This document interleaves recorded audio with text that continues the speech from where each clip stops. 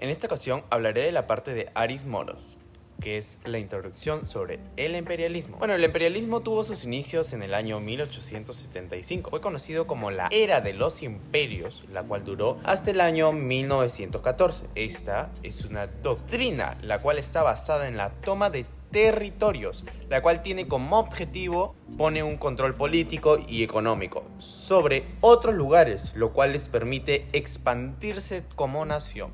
Los principales imperios fueron el español, el británico y el francés. Los principales motivos de la expansión de estos imperios fue la explotación de la materia prima de otros territorios.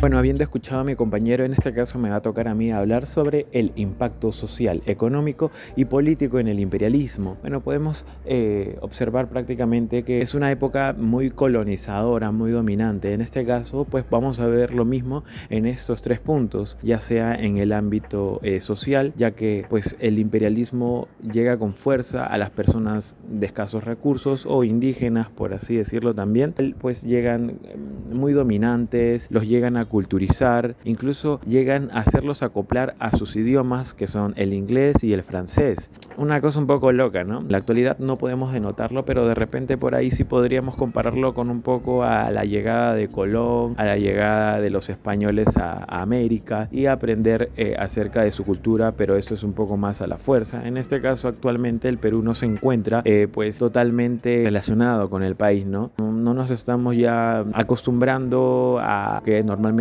antes se hacía. En el caso del impacto económico, pues también llega a ser lo mismo. Llegan a abastecerse de los ganados, llegan incluso a cambiar la infraestructura, pero siempre y cuando abasteciendo, por así decirlo, a la capital, ¿no? En cuanto a lo económico. Igualmente podría ser un caso aquí en Perú que la gente de provincia, pues que se dedica al ganado, la gente que se dedica a la minería, la gente que se dedica a muchas otras cosas, pues lo exportan o lo importan en este caso lo traen a la capital para que así el centro, por así decirlo, se mantenga bien, se mantenga estable. Igualmente era en el imperialismo, ¿no? Hablemos un poco también del impacto político, ¿no? En este caso, pues en el sistema político, pues ellos no querían que nadie los domine, no querían que alguien se expanda más de lo debido, no querían que alguien los domine o que se meta a sus tierras y así. Un caso claro en lo que vendría a ser en la actualidad con el Perú, pues prácticamente no es igual, ¿no? Al contrario, estamos viendo que el país se está dividiendo con las marchas debido a la crisis política que estamos viviendo en la actualidad.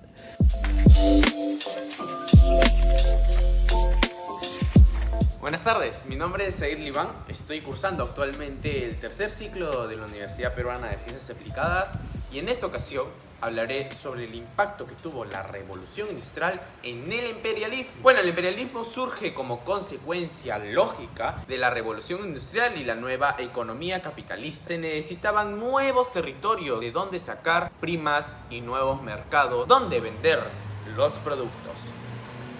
El crecimiento del capital que resultó del crecimiento industrial trajo consigo un imperialismo financiero, pues se necesitó ampliar el mercado y los territorios y un imperialismo comercial, pues se necesitó encontrar nuevos mercados para los productos y para obtener materias primas.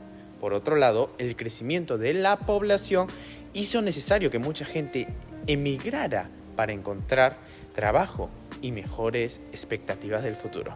Bueno, finalmente a partir de lo leído, puedo llegar a la conclusión de que la revolución industrial no fue sino un agravante que permitió a los imperialistas obtener recursos con mayor tecnología y asimismo aumentar la producción de masa.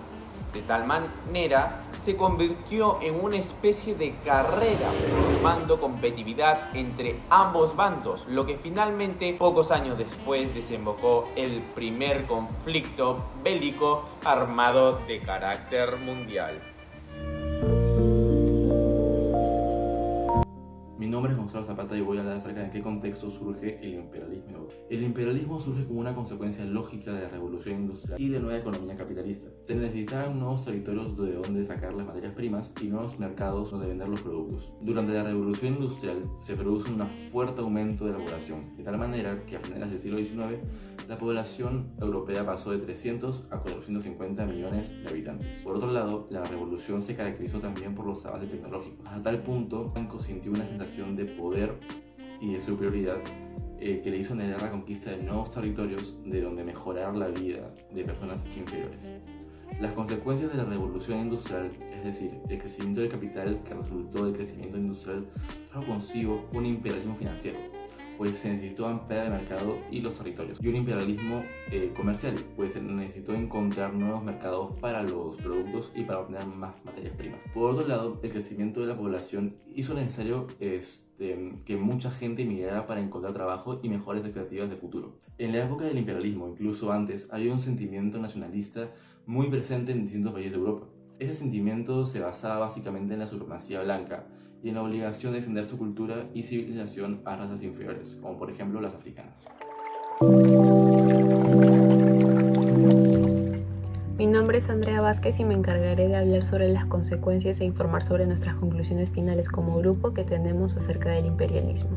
Este movimiento tuvo un impacto alrededor de Europa tan significativo que dejó consecuencias como las siguientes. El imperialismo propició rencillas entre las potencias mundiales de Europa, lo que generó la Primera Guerra Mundial. La consolidación de las economías industriales de Europa y la expansión del capitalismo le concedió una ventaja comercial a las potencias occidentales en Asia y Japón en la competencia mundial de los siglos XX y XXI próximamente. La Primera Guerra Mundial redefinió el mapa de Europa, Asia y partes de África con las caídas de los imperios ruso, otomano, austrohúngaro y alemán, y dejó el camino abierto para dar pase a la Segunda Guerra Mundial. Como síntesis de todos los subtemas antes mencionados, hemos llegado a la conclusión como grupo que el imperialismo trajo consigo la interdependencia económica, la cual no se debe idealizar. Europa dominaba el comercio internacional, pero los Estados Unidos hacían grandes progresos en producción, aprovechándose de sus enormes reservas de materiales en materias primas, un mercado interno enorme con una gran tecnología avanzada que permitía ahorrar en mano de obra.